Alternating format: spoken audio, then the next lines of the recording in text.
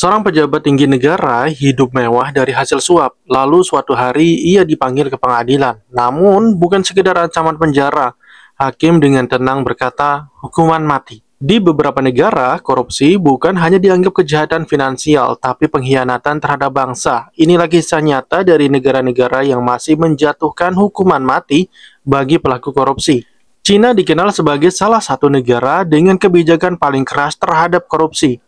Pemerintah Tiongkok percaya bahwa korupsi bisa merusak tatanan sosial, ekonomi, dan stabilitas negara. Sejak era Presiden Xi Jinping, kampanye anti-korupsi besar-besaran dilakukan, ribuan pejabat ditangkap, dan beberapa di antaranya menghadapi hukuman mati. Salah satu kasus paling terkenal adalah Wei Pengyuan, seorang pejabat energi yang ditemukan memiliki uang tunai lebih dari 200 juta yuan di rumahnya.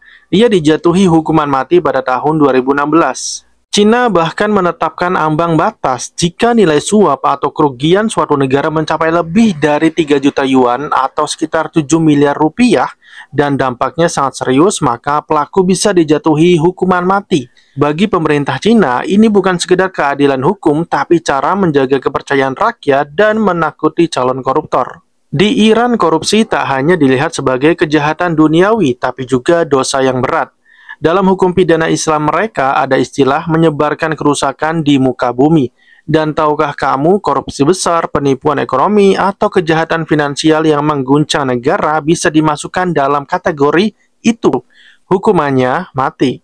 Pada tahun 2018, seorang pengusaha besar dieksekusi setelah dianggap melakukan korupsi ekonomi berskala nasional.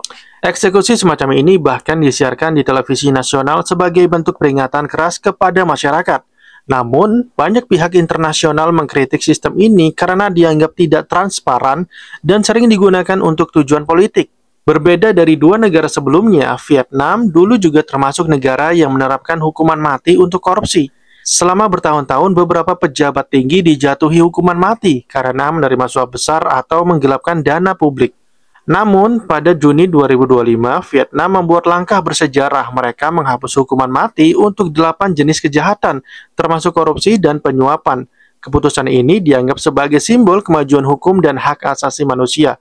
Vietnam kini lebih fokus pada pengembalian aset hasil korupsi dan hukuman penjara seumur hidup ketimbang eksekusi. Reformasi ini menunjukkan bahwa dunia mulai berpikir ulang apakah kematian benar-benar bisa menghentikan korupsi. Selain ketiga negara tadi, beberapa negara seperti Kuba dan Korea Utara juga pernah dilaporkan menjatuhkan hukuman mati atas kejahatan ekonomi atau penyalahgunaan wewenang. Namun, secara global, tren dunia sekarang bergerak menuju penghapusan hukuman mati, terutama untuk kejahatan non-kekerasan seperti korupsi. Banyak lembaga HAM internasional berpendapat bahwa hukuman mati tak selalu efektif, dan justru bisa menimbulkan ketakutan tanpa perubahan sistemik. Tapi pertanyaannya, apakah hukuman mati benar-benar bisa menghapus korupsi atau justru membuat para koruptor makin lihai menyembunyikan kejahatannya?